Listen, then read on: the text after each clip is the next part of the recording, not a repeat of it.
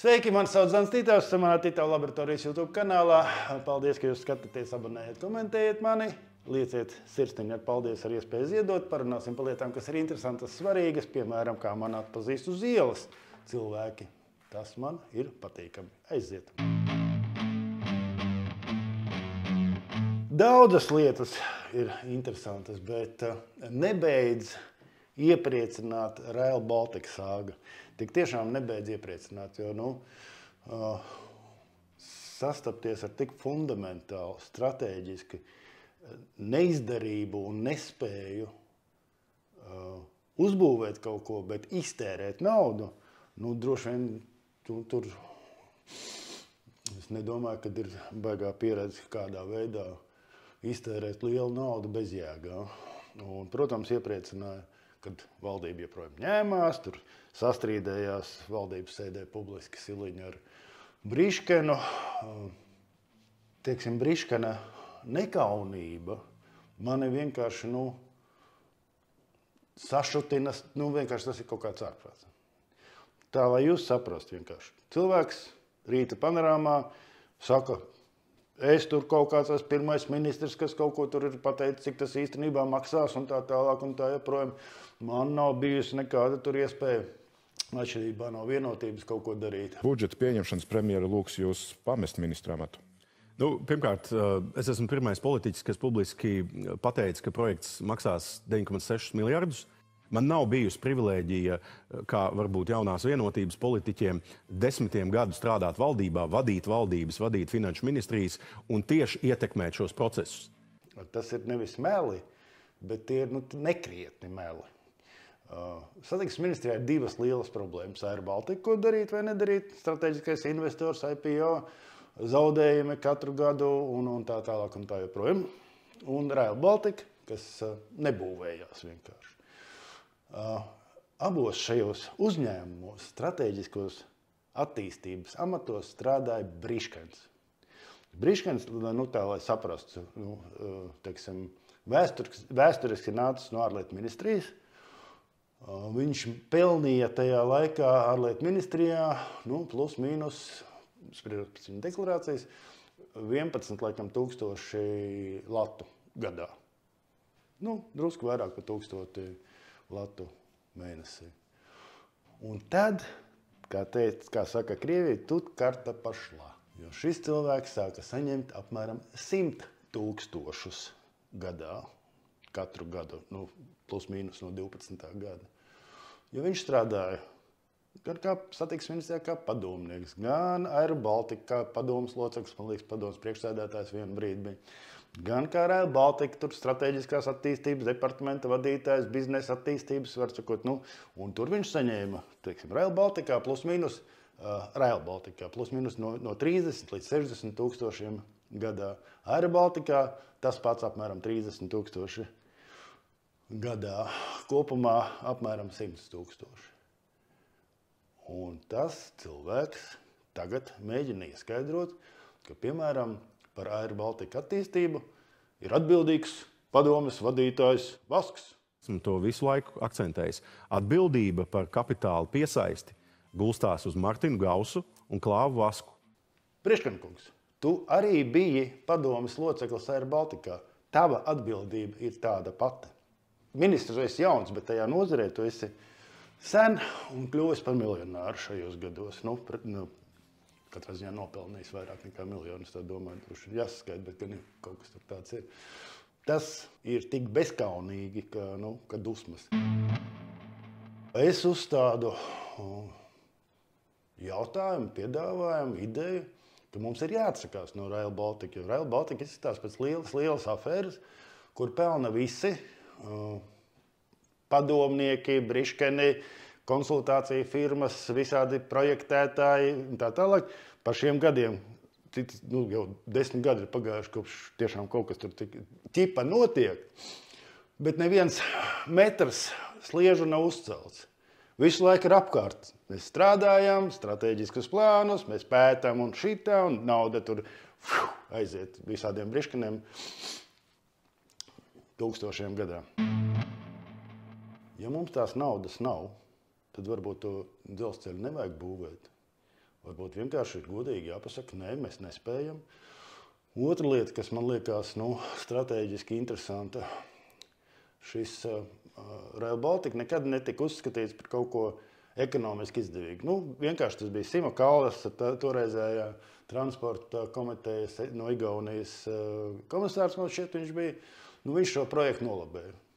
Un noruna, vai vismaz stāsts bija par to, ka būs Tallina, Rīga, Viļņa, varēs no Somijas tur atbraukt un varēs šitie Eiropas vilcieni kursēt. Viņi nekāda lielie ātri vilcieni īstenībā nav. Noruna bija, sapratne bija, ka būs šāda lieta, un par to maksās Eiropas Savienība. 85% viņi maksās, 15% valsts. Pie 85%, ja mēs skatāmies PVN 20%, tad praktiski valsts neko nemaksā, jo viņi PVN saņem atpakaļ to pašu, ko it kā ir ieguldījis. Ja Eiropas Savienība grib spēlēties, lai spēlējās, lai būvētu tādus ceļus pa savu naudu. Savukārt, ja izrādās, ka kaut kādu iemeslu pēc Eiropas finansējuma nav, tad Latvijai jāpasaka, draugi mīļie, Eiropas Savienība, paldies uz redzēšanos, par savu naudu mēs tādu figņu nebūvēsim.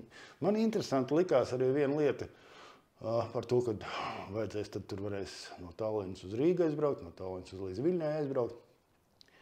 Varētu domāt, ka no Tallinas līdz Viļņai nav dzelzceļa. No Tallinas līdz Viļņai ir dzelzceļš. Šodien var tādu vilcienu mierīgi laist.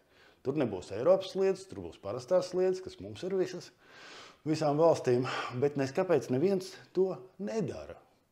Un nav tāda eksprešu vilciena Tallina, Viļņa ar apstāšanos Rīgā. Kaut arī pats ceļš ir. Ja nav pieprasījuma šodien pēc tāda ceļa, kāpēc jūs domājat, kad uzbūvējat kaut kādu trasi caur Salaspili, šās pieprasījums būs? Vēl jau vairāk, ņemot vērā, ka pēdējie tur konsultanti saka, ka lielākie ienākumi nākšot no pasažieriem, jo kravas tur būs ļoti maz. Viņi neparedz kravu pieplūdumu. Mēs apzināti izvairamies no veselā saprāta pielietošanas un tērējam naudu, kur nedrīkst tērēt. Man šķiet, ka pat izdevīgāk būs samaksāt, ja tā Eiropas Savienība ir tik cūcīga iestāde, kad prasīs mums atpakaļ naudu, ko viņi jau ir samaksājusi Briškanam, tad labāk ir samaksāt to naudu un likties mierā, nekā ieguldīt 5, 6, 9 miljārdus savas naudas, lai uzbūvētu kaut ko tādu, kas nevienam nav vajadzīgs. Es domāju, ka politiķiem vienkārši jāpieņem šāds lēmums. Un politiķi, ziniet, tas ir kā biznesā. Biznesā ir tā, kā man stāsta, es neesmu biznesmenis, bet ja tu kaut kur ieguldi kaut kādu naudu un saproti, ka tas nes zaudējumus, tad vislielākā drosme un biznesa veiksme ir spēja atteikties no tā projekta, jo viņš nes zaudējumu. Nevis visu laiku ieguldīt vēl un vēl cerībā, kad kaut kad jau viņš tur atpelnīsies. Negatīvs projekts, nenes peļņu, čau, uz redzēšanos. Briškina kunga atkāpšanos, man liekas, Siliņā ir jāpieprasa nekavējoši, jo viņa muldēšana ir jau pāri galvai. Un viņš ir atbildīgs gan kā ministrs, jau vairāk nekā gadu būdams ministrs un vadot nozari, gan kā ilggadējs Rail Baltica un Air Baltica, biznesa modeļu veidotājs, strateģiskais direktors, padomes loceklis un tā tālāk. Tā kā, ja šis cilvēks nespēja netikt galā ar lietām, tad kāpēc jūs domājat, ka viņš pēc kāda laika tiks ar to galā? Netaču. Viņš ir tukšdirsējis, atzīsim to, sanāca tā. Valsts uztaisīja no viena frīka miljonāra. Dievs ar viņu aizmirstam, zaudējumos norakstam. Gribat tiesājiet, un tur man komentātori parasti pieprasa tiesāt un tā tālāk. Nezinu. Manis pēc. Paldies, ka jūs skatāt un komentējat, un es pakomentēšu dažus komentārus, kas man šķiet svarīgi. Tur gan es nepiekrītu, ka Briškans būtu tikai jāpar. Tevi droši vien ar repši droši vien, varbūt ar pērienu pietiktu, bet Briškanu sodīt vajadzētu nopietni un uz mūžu aizliegt strādāt valsts iestādēs. Pērienu mēs visi esam pelnījuši par to, ka vismaz esam radījuši valsts, kur tāda Briškana vispār nav kļūst pie varas, tā kā tur mēs visi esam vainīgi, ieskaitot mani, protams, ka mēs esam līdzatbildīgi par šādām lietām. Bet tiešām, kas mani sašutina vai rada šausmas, ir tas sistēma, kur rodās cilvēki, kas nonāk augstos amatos ar lielām, milzīgām algām un vada projektus, kur nekādā veidā nespēja novadīt. Bet algu saņem Rail Baltica, Air Baltica, Rakus slimnīcas gadījums un tā tālāk un tā joprojām. Cilvēki vairs nezog. Cilvēki par neizdarītu darbu saņem lielu samaksu. Es pat nezinu, kas ir labāk. Vienreiz jūs par to teicu, man liekas. Vai labāk ir, lai nosacīto tiltu, no tilta, būvniecības naudas kāds kaut ko nozog un kļūst par miljonāru, vai arī vienkārši to naudu iztrallina un mums ir viens pālis tiltam, bet tilta nav, a nauda ir godīgi izpreparēta un iztērēta. Filozofisks jautājums, kas ir labāk.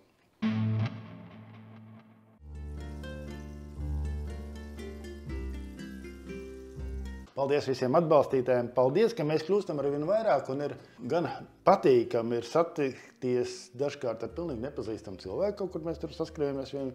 Es skatos tavus blogus, liels paldies un forši man patīk.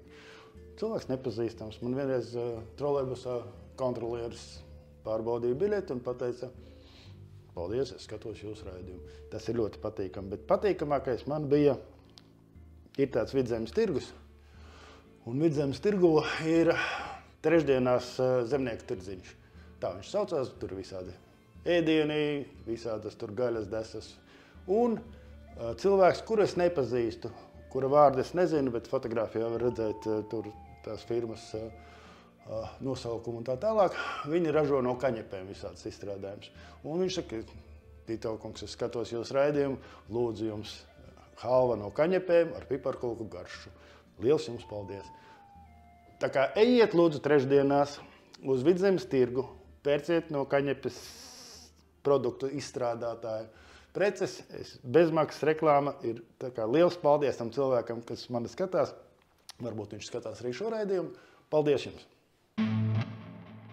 Atcerieties, pagājušajā YouTube man bija saruna ar komunikātori, strateģiskās komunikātori no valsts kancelēs par komunikātoru saietu fórumu, kas notika pirms kāda laika Nacionālajā bibliotekā. Vai jūs varētu lūdzu rakstiski atsūtīt šo jautājumu? Un es prasīju izmaksas, un viņi nekādi man negribēja teikt tās izmaksas un klusēja kā tādu partizānu. Tagad viņa man tiešām, jāsaka, atsūtīja atbildi. Nu jā, blā, blā, blā. Konferencē piedalījās tik un tik cilvēki, 386, gandrīz 400.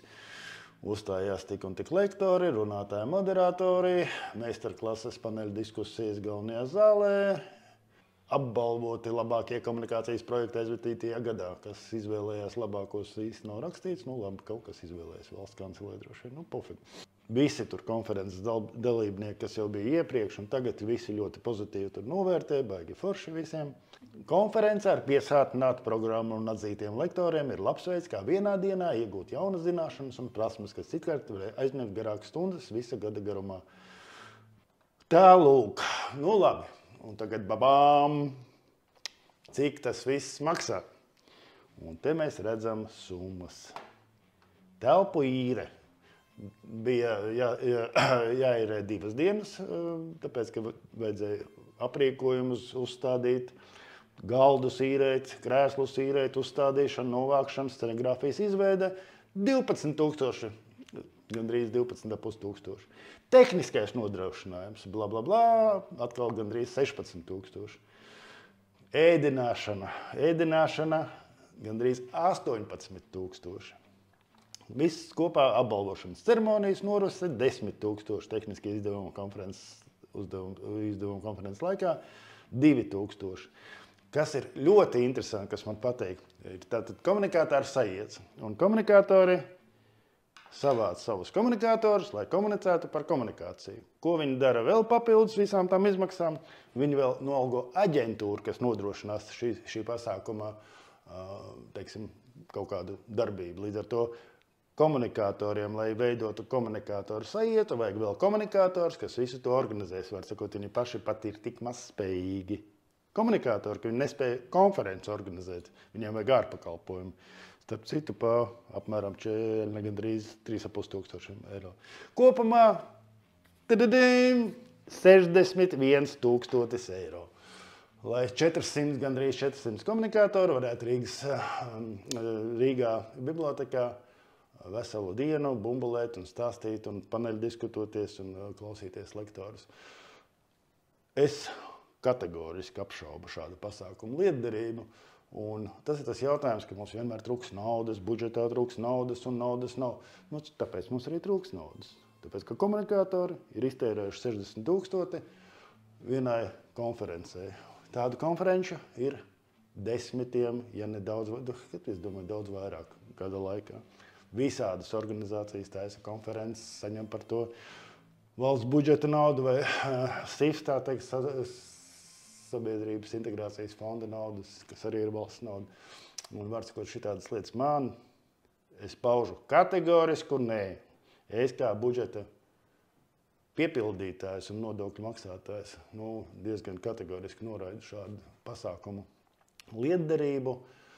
Un jebkurā gadījumā tur izskatās ir ļoti, ļoti dārgi viss noticis. Ja mēs skatāmies ēdināšanu 17,500 eiro uz 380 cilvēkiem. Paskaitīsim, cik maksā ēdināšana. 17,608 eiro un dalam uz 388 dalībniekiem. Babām! Ēdināšanas pakalpojumi 45 eiro katram cilvēkam. 45 eiro. Man liekas, ka tas ir baigi daudz. Tas ir, laba restorāna pusdienas un tā tālāk. Vai tas... Es neesmu gatavs maksāt par komunikātoru pusdienām 45 eiro. Es neesmu gatavs. Un ja valsts kancelē ir gatava, tad maksājiet no savas naudas, no savas kabatas. Tu atnāc uz konferenci, tev tas ir baigi vajadzīgs, tāpēc, ka tu izglītojies un tev vajag būt izglītotākam. Pusdienas par maksu. Kur problēma? Kur problēma? Kāpēc tu nevari samaksāt par savām pusdienām? Nē, man jāmaksā. Es negribu. Tā kā jā, paldies, ka komunikātorai, kas tomēr atbildēja man. Par to viņai liels paldies. Bet pats pasākums, manuprāt, ļoti Egita Diure. Paldies, Egita Diure, par atbildi. Bet pats pasākums, man liekas, vienkārši veselā saprāta tur nav vispār. 60,000, vairāk nekā 60,000 maksāt par 400 valsts komunikātoru tusiņu. Es neesmu gatavs. Labs par to komunikāciju. Redzam, kādi kadri pārvaldē strādā. Meitene Samulsa tiešām nepareizi man atbildēja iepriekšējā reizē. Paldies par to, ka viņa man atsūtīja tāmi par komunikātāru sajietu, kas jau bija redzams. Es domāju, ka viņai bija grūti pateikt to, ka tas sūds maksāja 60,000. Viņa vienkārši negribēja šos vārdus ņemt mutē, man tā šķiet. Varbūt es kļūdos, bet jebkurā gadījumā beigās jau viņa atbildēja. Tas tā kā liels paldies viņai par to. Par komunikātāru sajietu un izmaksām gan nav liels paldies, bet, jā. Es gribēju teikt, viņi jau pie tā nav vainīgi. Nē, viņi ir pie tā vainīgi, jo viņi strādā valsts kancelēs komunikācijas, strateģiskās komunikācijas departamentā par konsultanti. Un, ja viņa redz, ka notiek stulbs pasākums un stulba lieta, tad viņi var iepriekšniekam pateikt, dargais draugs, tā darīt nedrīkst. Var sakot, ko es ar to gribēju teikt, viņi pirmkārt varēja to pateikt, otrkārt ar skaļu blīkšķi aizvērt durvis un aiziet no amata. Un nestrādāt tur. Bet, ja tu piedalies stulbās lietās, ja tu strādā pie stulbām lietām, tad tas ir atbalsts, un tu jau esi turpat, kur tu piedalies. Tā ir līdzatbildība par to, kas ir sadarīts. 61,000 par komunikātoru vienas dienas sajietu no budžeta naudas man šķiet nepieņemami. Lieciet laiku, abonējiet, komentējiet mani, lieciet sirsniņu ar paldies, kur ir iespēja noziedot naudu.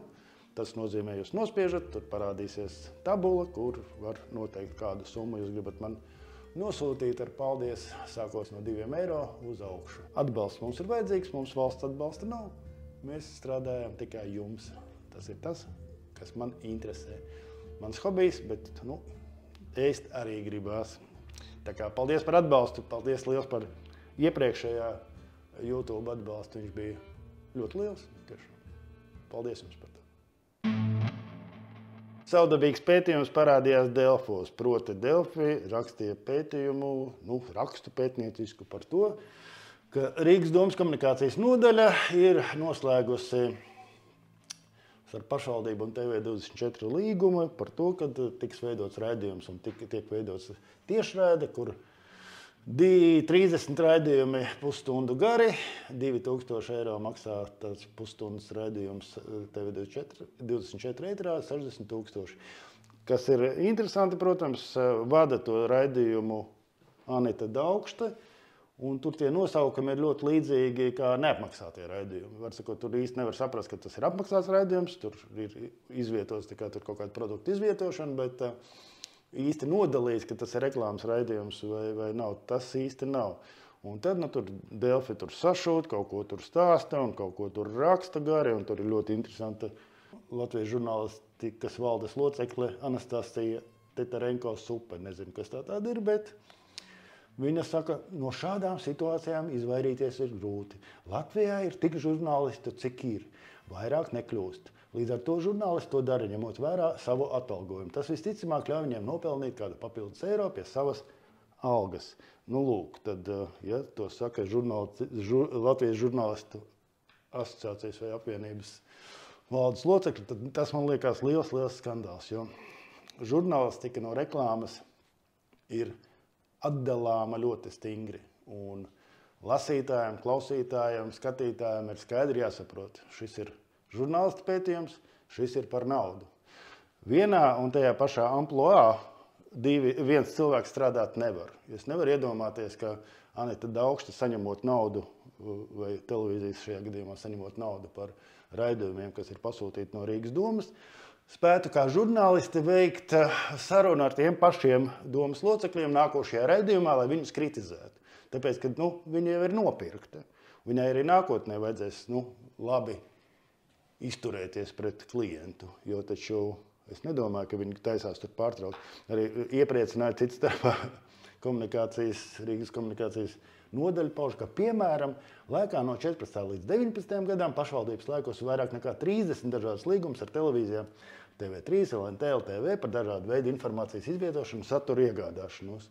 Attaisnojot, var sakot, tas vienmēr ir bijis. Tikai aizmirstot pateikt to, ka tajā laikā Rīgas doma vadīja Ušakovs, un tieši šīs lietas, pirktā reklāma, informācijas izvietošana, komunikātoru darbība, bija viens no lieliem pārmetumiem Ušakova vadības stilam. Un jaunā vienotība ar Čitas priekšgalā nāca ar lozungu nost ar Ušakovu un Ušakovu vispār metodēm. Tagad izstās Rīgas doma ir gatava darīt to pašu un dara to pašu, bet lielāka problēma šeit, protams, ir žurnālistikā. Un ja žurnālisti nespēja nodalīt apmaksātu informāciju no neapmaksātas, un ja žurnālistikas valdes, tur padomas un asociācijas valdes locekli nesaprot atšķirību un uzskata, ka tur tā piepelnīties var, tad viņa smagi kļūdās, jo veselais saprāts nodala. Teiksim tā, ja, labi, gribēju pateikt, bet neteikšu. Var sakot, jebkurā gadījumā principi, ar ko atšķirās žurnālistika no reklāmrakstiem, ir zināmi, visiem saprotami, jebkuram žurnālistam to māca pirmajā kursā. Un žurnālists cits starpā mums ir šitika. Mums nav tiem žurnālistiem noieta, jo viņi ir mazspējīgi un tā tālāk, un viņi ir pērkami. Ja viņi ir pērkami, tad viņi arī ir tādi nekādi, kādi viņi ir, līdz ar to arī tā produkta nav. Uzjautrina arī paši Delfi, tāpēc, ka Delfi par to it kā sašūt. No otras puses, Delfi bieži piedalās visādos sabiedrības integrācijas fonda konkursos, uzvar tos konkursus un saņem naudu no valsts par to, ka viņi taisa tur kaut kādus pētījumus. Man liekas, viņam bija televīzijas kaut kāds raidījums, ko apmaksāja apmaksāja Sabiedriskās integrācijas fonds, ja nemaldos, to vadīja Domburs, bet varbūt maldos vienalga. Jebkurā gadījumā viņiem arī daudz tādu apmaksāt raidījumu. Viņiem no sašus būtu glupi, jo, teiksim, tāda Sabiedriskā integrācijas fonda konkurss ir tas pats apmaksātais valsts raidījums, kā Rīgas domas apmaksāts raidījums. Iepriecināja Saeimu, visus iepriecināja, man liekas, visu tautu iepriecināja, ieskaitot mani. Okta pieņēma Saeimā vienbalsīgi, 85 balsis par, neviena pret jauno Okta regulējumu, ar ko tika noteikts, ka Oktai jābūt arī tām mašīnām, jāsaņem Oktas polise, kas stāv garāžā un nekur nebrauc. Nu, piemēram, jūs tur, vecs Žiguls, jūs viņu nelietojat, bet Oktu ir jāpērk, jo, kā saka apdrošinātāji, to nes kāpēc saka, tāpēc, ka tas automobīls var pēkšņi izripot no garāžas un nodarīt kādu kaitējumu. Jūs esat stulbi, kam jūs ko stāstat? Tas ir vajadzīgs bija vajadzīgs tikai apdrošinātājiem, un apdrošinātāji nolabēja, ka tagad visas mašīnas tiks oktētas. Es domāju, nākošais solis, ko apdrošinātāji teiks, vai cilvēks arī apdrošinām. Teiksim, ja cilvēks iet pa ielu, un kaut kas viņam notiek, tad, nezinu, aizskar kādu cilvēku vai nodara kādu kaitējumu cilvēkam, tad viņam ir civiltiesiska apdrošināšana. Jā. Kas ir smieklīgākais no Saeimas viedokļa, 85% to izdara, 85% un 85 balsis deputātu balsis nobalso par, un tāpat tikpat lielā ātrumā, kad sašutums pacēlās, tikpat lielā vienprātībā nolēma to atcelt. Tagad kaut kad tur komisija skatīs un tūlīt to visu atkal atcels, var sakot, tas likums nestāsies nekad spēkā. Smieklīgi, ļoti smieklīgi. Un cilvēki, Didis Šmits godīgi pasaka, pārējie klusēja, bet Didis Šmits deputāts saka, neiedziļinājos, neizlasīju. Par kādu darba kvalitāti jūs runājat, ja tomēr tik jūtīgi jautājumi, kā Oktas apdrošināšana, jo tas skar visus Latvijas iedzīvotājus. Arī manā ģimenē ir mašīna. Tas skar visus, jūs tam vienkārši palaidāt to garām. Visu cieņu Didim Šmitam, kas to atzīst, bet necieņu pret Saeimu, tad nebrīnieties, ka jūs maz cilvēki jums uzticās. Tāpēc, ka jūs saņemot lielu algu, jūs tik un tā nespējat kvalitatīvi strādāt. Smieklīgs gadījums, bet tā, nepatīkams. Ziņa nograndas no skaidrām debesīm. Rakos Rīgas Austrums slimnīca gribēja būvēt tuberkulozes kaut kādu tur jauno centru, jauno slimnīcu. Eiropa tam iedeva 90 miljonus naudu. Latvijai var nebūt jauna slimnīca, un Latvija var neapgūt gandrīz 90 miljonus eiro no Eiropas Savienības atveseļošanās plāna naudas. Bez rezultāta noslēdzies šī brīža vērienīgākais būvniecības konkurss medicīnā, jo neviens būvnieks nepieteicās. Diemžēl šajā otrajā atlases kārtā, kad bija jāsagatavo piedāvājums jaunas tehniskā risinājuma bāzes, piedāvājumi netika saņemti. Šī Austrumu slimnīca veiksmīgi šo projektu ir nobumbulējusi, un visdrīzāk tie 90 miljoni aizies secen. Kāpēc? Tāpēc, kad slimnīca nav spējusi norganizēt konkursu. Proti, bija 4 interesanti, kaut ko viņi tur sataisīja, ātri bija jābūvē, 2 gadu laikā viņi gribēja uzbūvēt, tad tie 90 miljoni tiek piešķirt. Neviens celtnieks nepieteicās. Ja neviens celtnieks nepiesakās uz 90 miljoniem, tas nozīmē, ka sačakarēts ir projekts no slimnīcas vadības puses. Tas ir pilnīgi skaidrs. Nav Latvijā tur uzņēmēji, kas teikt, nē, 90 miljoni, tas ir tāds projekts, kas man neinteresē. Celtnieks noteikti šis projekts interesēja. Visdrīzāk noteikumi bija tādi, ka viņi tiem celtniekiem nederēja. Kas vainīgs? Protams, pasūtītājs. Ja pasūtītājs nespēja uzbūvēt labu projektu, kuru var realizēt celtnieks, tad kas tur ir vainīgs? Pasūtītājs, vai? Žēl. Varbūt kaut kas notiks labs, varbūt tomēr spēs to naudu apsaimniekot. Varbūt, bet man neizskatās, ka tāds būtu. Tie tempi tur ir tādi, ka visdrīzāk nauda tiks pakāsta kārtējo reizi, kā tas ir bijis ar vilcienu iepirkumiem, tiltu būvniecībām, Rail Baltikiem un visiem pāriem. Veselais saprāts saka, draugi mīļie, Nē, veselais saprāts šeit klusē. Jebkurā gadījumā Austrumu slimnīcas valdes locekļiem ir labas algas. Visiem komunikatoriem tajā slimnīcā un projektu vadītājiem arī ir labas algas. Mēs esam aizgājuši no korupcijas tiešā veidā. Man komentētāji saka, ka tur korupcija, visi zog. Nē, vairs neviens nezog. Briškens no Rail Baltica nav, es domāju, nozadzis ne kapeiku. Viņš ir vienkārši visu izņēmis algā. Jo, teiksim, nopelnējis viņš to algu nav, bet nozadzis arī ne.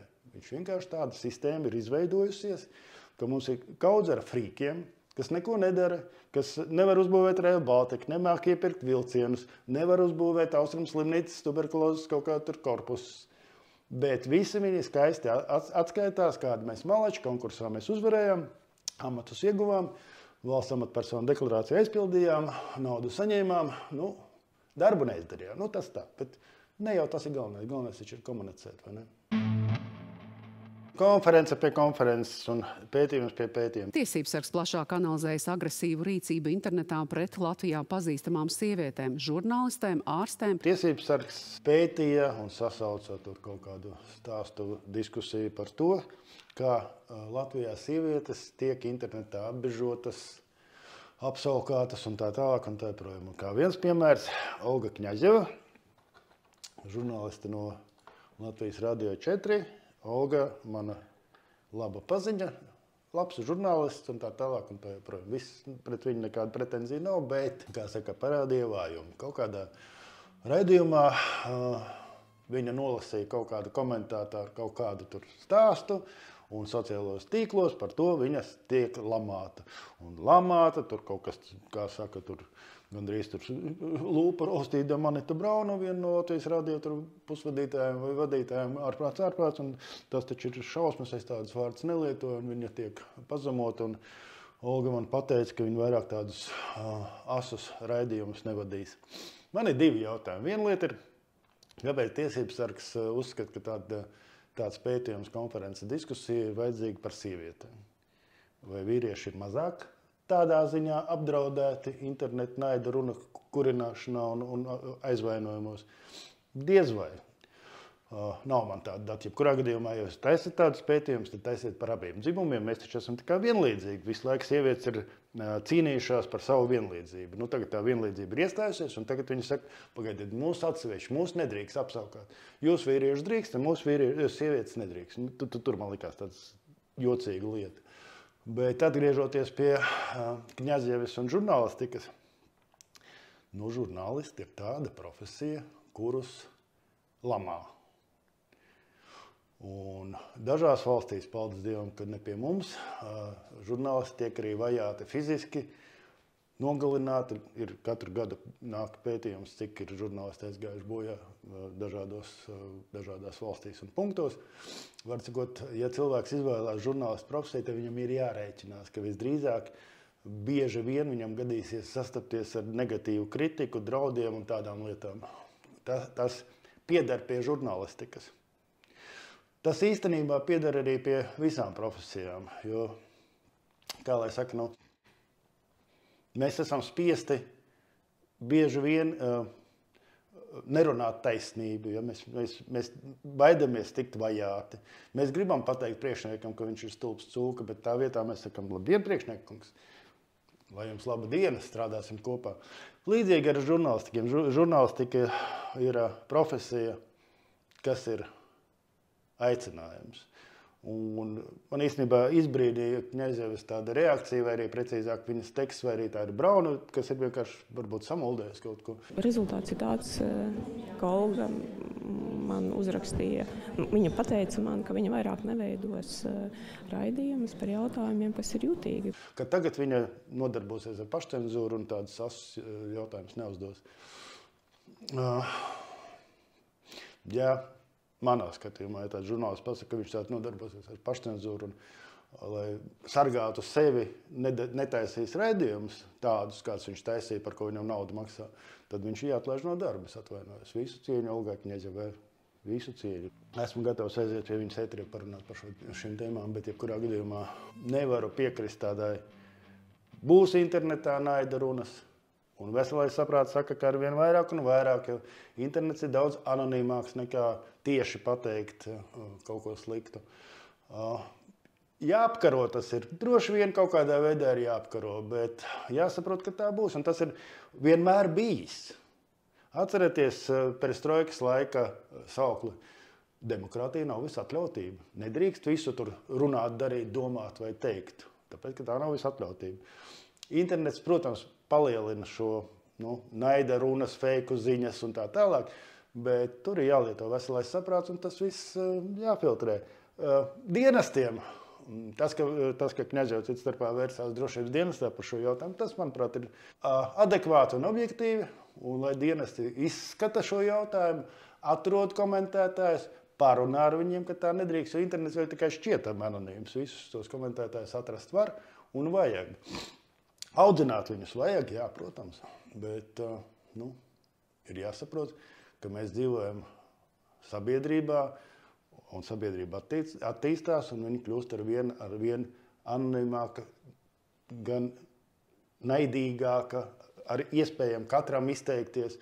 Agrāk nevarēja katrs cilvēks, teiksim, nopublicēt avīzē savu kritisko viedokli. Tagad, ja kurš cilvēks var uzrakstīt kritisku komentāru, tāda ir dzīve. Viens lasītājs man jautā, klausītājs, lasītājs, skatītājs, komentētājs, kas ar bunkus lietu, vai tur ir kas jauns vai nav? Nekā tur jauna nav, ir kaut kāds, es saprotu, galīgais spriedums un pilnais spriedums droši vien ir uzrakstīts kaut kādā tur 20. datumos viņam vajadzēja būt. Man tur saka, ka tur ir liels spriedums, kaut kas tur ir daudz, droši vien, ka liels, bet tā kā man tas komentētājs uzrakstīt, tad es, darīt nebija ko, un es internetā sāku rakāties par bunkusu lietu kā tādu. Un, oficiālā versija, tiesas versija, policijas versija ir tāda, ka algotnis Krivašejevs atbrauc uz šeieni, nošāva bunkusu, aizbrauc uz Krieviju, bet tā kā viņam pasūtītāji, kas viens no organizētājiem Vaļāgins, pasūtītāji Uļmans un Babenko nesamaksāja naudu, vai ne visu naudu samaksāja, tad viņš atbrauc uz Rīgu, padevās policijai, Nostučī izstāstīja, kā tas viss ir noticis un kā ir pasūtītais tas un tas. Tolaik jau nošautais Vaļāgins organizētājs, un viņš visu ir izdarījis, un tagad viņš saņem par to mūža ieslodzījumu. Tur nav nekāda veselā saprāta loģikas, kāpēc cilvēks, kurš nav saņēmis, kā viņš saka, 100 000, tā kā ir gatavs iesaisties uz mūža cietumā, tikai lai nostučītu, bet tas ir tas stāsts. Bet kas ir interesanti? Ir garš, nekā personīga pētījums, un tur nekā personīgi uzskaita cilvēkus, kas ir nonākuši konfliktā ar bunkusu, un tur cilvēks stāv rindā, tur ir daudz. Uļmans ir viens no viņiem, bet tur ir sprūda grupējums pret bunkusu grupējumu. Tur ir Trasta bankas kaut kādi nesadalītie aktīvi. Tur ir Krājbankas administrēšana. Tur ir ABLV bankas administrēšanas iespēja, jo bunkas slepkavības rītā bija jābūt FKTK sēdēji par ABLV bankas pašlikvidēšanos. Slepkavība iztraucēja FKTK plānus saistībā ar ABLV banku. Nekā personīgi zināms, ka trešdien bija plānota sanāksme, kurā lemtu par bankas pašlikvidēšanos. Tomēr tā tika atcelta. Protams, ka kādam būs jāatbild. Analīze par to, vai esam gatavi vai nav, tiks veikta. Tad arī runāsim par atbildīgiem. Un tur bija domāts, cik es saprotu projektā, ka bunkus būs viens no administratoriem. Vai administrators, kas viņš tur varēja būt. Bet, FKTK sēde tika atcelta. Var sakot, to neidinieku bunkusam bija šitik daudz. Otra lieta, kas iekrita acīs atkal pētot pagātni. Pirms šīs versijas par Krivašeju, Uļmanu un Babenko, Ukrainā kāds noziedznieks, kurš tika aizturēts par citu lietu, Ukrainā pēkšņi atzinās bunkus slepkavībā. Bet viņš kaut kādā brīdī pateica, nē, es tomēr neesmu to bunkus šāvis. Bet oficiāli jau tika paziņots, policijas priekšnieks kaut ko stāstīja, ka jā, Ukrainā tur cilvēks ir atzinies. izskatās, kā mēģinājums atrast vainīgo, samaksāt cilvēkam, kurš atzīstās bunkas slepkavībā, lai pēc tam izdarītu to, kas ir tagad noticis tiesā, jau bija sen. Un kas man šķiet ļoti baisi. Ja šeit ir tiesas kļūda, un ja tiešām ir augsti organizēti noziedznieki, spējuši gan organizēt pašu slepkavību, kas ir sarežģīts process, tur nav tā vienkārši, ka cilvēks piegāja uz ielas un iešāva pierē, bet gan tur ir bijuši cilvēki, kas ir apkārt stāvējuši un kaut ko pētījuši un tā tālāk. Un pēc tam uztaisījuši vēl operāciju par to, lai uzveltu šo vainu citiem un paši palikuši ēnā. Tad tas ir bīstami, tas ir traki, tas ir ļoti slikti. Tā kā klausītājiem paldies par jautājumu, bet tad jau redzēs, kā tas viss attīstīsies. Beigu galā jau vienmēr patiesība izlien ārā, tikai žēl, ka bieži vien tā patiesība iznāk ārā daudz pa vēlu. Aizejošais vai nākamais Latvijas Bankas prezidents nācis klajā ar paziņojumu pašvaldībās un ciemos un ciematos un apdzīvotās vietās nesot pieejami banku pakalpojuma klātienē. Tāpēc bankām tiks uzstādīti jauni noteikumi, kā viņiem tur tos bankomātus un filiāls, cik tuvu iedzīvotājiem ir jāpanāk, lai tas bankas pakalpojums būtu. Šie jautājumi ir seni kā Latvijas valsts droši vien.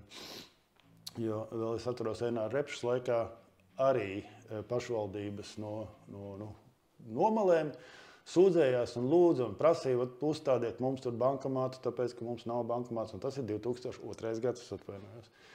Un es zvanīju tiešām bankas prezidentei, toreiz Ingrīdai Blūmai, es viņu pazinu, un jautāju, vai nevarētu, tā un tā, tur es neatceros Ipiņu pagastā, es neatceros, kurš tas pagasts bija, bet viņi lūdz bankomātu, vai tur nevar uzstādīt, viņi saka, Tito kungs, es varu visu uzstādīt, ja jūs samaksāsiet. Man bankā tādu iespēju nav. Tas ir komerciāli neizdevīgi, tāpēc, ka bankomāts ir jāapkalpo, inkasācija, drošība, jānomaina naudas, jāpiepilda ar naudu, ko tas viss ir darbietilpīgi, maksā naudu. Ja tajā bankomātā ir viens nosacītais klients dienā, tad man šādu bankomātu tur nevajag. Ja valsts ir gatava to apmaksās, protams. Līdz ar to mēs beidzām to sarunu. Tagad Latvijas Bankas prezidents Kazāks domā, ka ja viņš pieņems noteikumus, bankas to izdarīs. Un tad mēs visi pēc kāda laika ieraudzīsim svarīgs paziņojums no, Svetbankas. Izmaiņas tarifos. Sākot no tāda un tāda datuma, tarifs par to un to būs tur pa 50 centiem eiro vai 2 eiro dārgāks. Tāpēc, ka bankām nāksies sekt tos zaudējumus, ko Kazāks ir izdomājis būvēt filiāls kaut kur laukos vai bankomātus laukos. Un sedzot šos izdevumus, kur viņi liks tos izdevumus? Un, protams, ka uz klienta pleciem. Bankām citas iespējas nav. Tā kā Kazāka kungs varētu būt mazāk populistisks. Es saprotu, ka viņš grib ļoti atpakaļ vēl vienu termiņu bankas prezidenta amatā. Visdrīzāk viņš tāds arī būs, bet ļoti gribētos, lai viņš tomēr nečakarētu bankas sistēmu tādā ziņā, ka mēs esam tik ļoti internetā iekšā, mēs esam digitalizēti. Veselais saprāts saka, ka es tiešām godīgi sakot, es aizmirstu, kad es esmu bankas filiālē bijis.